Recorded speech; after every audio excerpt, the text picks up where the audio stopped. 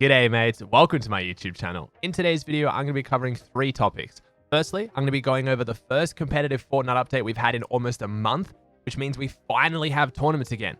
But then why are all the pros so pissed about it? Secondly, we're going to be going over which massive Fortnite player just got banned for Twitch for self-harm. And lastly, we have some clips coming out that are sparking some pretty heated arguments over whether aim assist needs to be nerfed.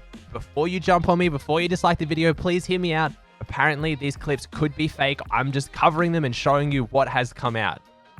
With these videos, I aim to give you Fortnite news with no filler, no clickbait, and no drama. So if you like my content, please chuck a like on the video. If you haven't already, please subscribe, post notifications on, never miss an upload. Hope you enjoy the video.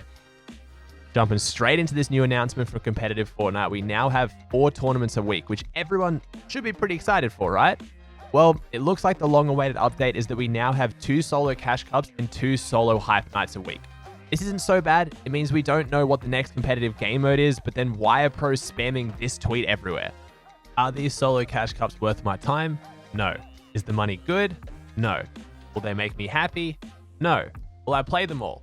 Yes. Well, it's because the prize pool is way less than the last solo cash cups. For example, let's break down the difference between EU's last solo cash cup of 2019 and the prize pool for next week's solo cash cup of 2020. So the last cash cup of 2019 for EU, we saw top 100 getting $400 and first place taking out $7,000. This was a pretty stacked prize pool. I don't think anyone complained about how much money we were getting on the line for this one. Now, if you compare it to 2020 though, a bit of a different story. Now we see top 100 getting $200 and first place only walking away with $2,100, which is a pretty substantial drop in money. I fully understand why the pros are upset, but honestly, for me, myself personally, I'm just happy there is something in the game right now to keep us working for and playing competitively. I believe this is just them putting a band-aid on everyone being demotivated and their declining viewership and player base in this break. I'm sure in February, for the next season, we will see some solid prize pools and FNCS tournaments returning. But what are your thoughts? Do you think these are even worth playing? Do you think they should spend more money? Or we should just be happy with anything they give us? It's very easy to tell that people right now are demotivated. I mean, Twitch's viewership of Fortnite has been dropping significantly in this break. I think Epic is still trying to work on things for the new year. They've only just gotten back into the office and they're trying to just throw a little bit of cash and some tournaments to get people playing again, giving them something to do while they work on something bigger. If this was their plan for the entire year, I would be far more upset. But looking at this as just a temporary solution and they have a long-term plan, I'm completely okay with that. Now, let's talk about who was permanently banned from Twitch and why. We have TSM's very own Zexrow being banned from Twitch and the rumors that it is for self-harm. Now, at first glance, this sounds pretty bad. I don't want to spread anything around that isn't true, so let me first state that why he got banned is still unclear. People have said during his stream when wagering someone, they started dropping racial slurs, which could be why he got banned. But other people have said that he got reported for self-harm for chugging too many energy drinks on stream. Now, apparently the second claim here is more than likely, as Twitch does take acts of self-harm very seriously, as we saw with Delaw's ban for smashing the keyboard into his head back in October of last year, which was the final strike resulting in his permanent ban from Twitch.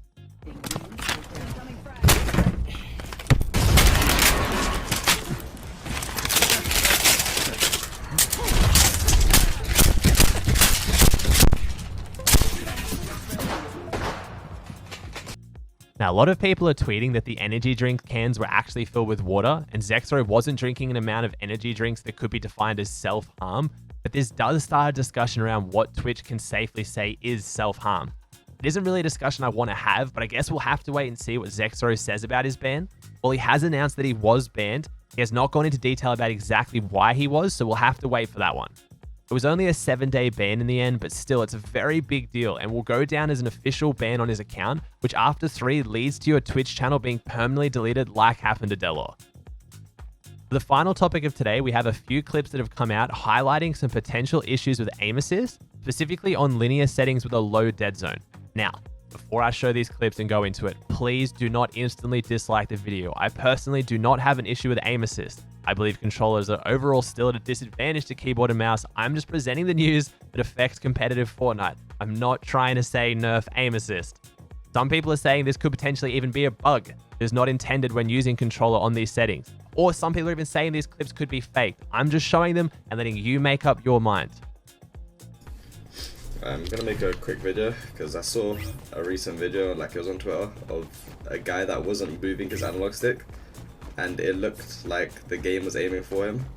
But I'm not 100% sure if this is why, but the guy has most likely had a low dead zone, which kind of means that his analog stick, like I'm not touching my analog stick, but as you see it's moving. And the way like linear works is as long as your analog stick is moving, you'll get the full aim assist. And loads of controller players play with low dead zone because it makes your like analog stick way more responsive. So like let's say for example, if this guy just jumps, I'll let go of my controllers, and as long as I'm getting stick drift, okay, jump real quick. Like I don't even need to be. As long as look, there you go. Like I don't need to be touching my controller, and I'll be getting full aim assist, which is pretty fucking balanced, honestly. But yeah, like I feel like there should be more than just the slightest movement, which is how it works right now. But hey, GG. Even more closer, yeah. Move. I'm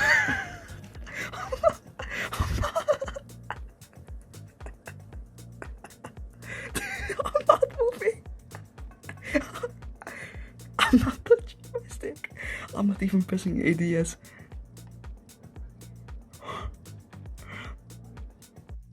So what do you think after seeing those clips? Firstly, do you think they're real? Secondly, if they are, do you think it's a bug that should be fixed? Most of the controller players I see leaving comments don't even know how to achieve these settings or even know that this was possible. So the demand to nerf aim assist, I'm not so sure about, but it's definitely something Epic is going to have to address in the near future.